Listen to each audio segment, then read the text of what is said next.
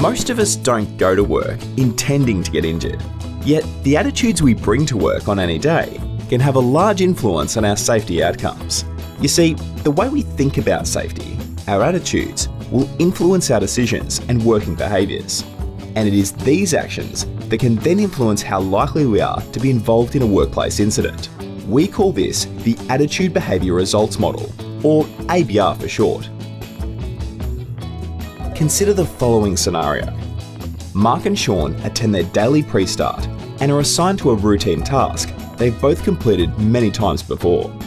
Soon after commencing the job, Mark looks up and watches as Sean takes off his gloves. Wearing gloves is an agreed safety requirement for the task. Mark asks Sean, "Is there a problem with your gloves?" Sean replies, "They just get in the way and it's easier without them." Even though Mark agrees that the gloves can get in the way, he understands why they're required on this job, and he doesn't want to hurt his hands. Mark tries to convince Sean to put his gloves back on, but Sean refuses. A short time later, there is an unexpected movement, which shakes the equipment they are working on. Mark looks up startled and checks himself. He seems to be okay. He looks over at Sean, who is rubbing one of his hands. Sean has a small cut to his hand. Mark asks if he is okay. Sean says it's no big deal and continues to work through the shift. After a few days, Sean notices that the wound has not healed. The pain has been getting worse, and now he's not feeling very well at all.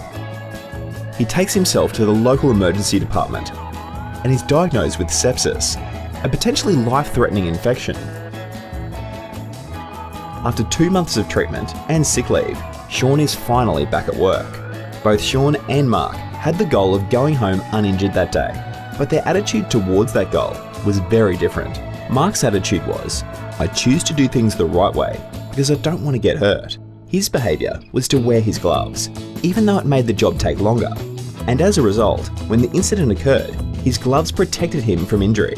In contrast, Sean's attitude was, "I just want to get the job done in the easiest possible way." His behaviour was to remove his gloves, and we know what result Sean got. A different mindset could have made a big difference for Sean that day. We all have the ability to take control of the results we achieve in life, at work, and at home by taking control of our thinking, our attitudes. Are your attitudes towards safety driving the results you want to get?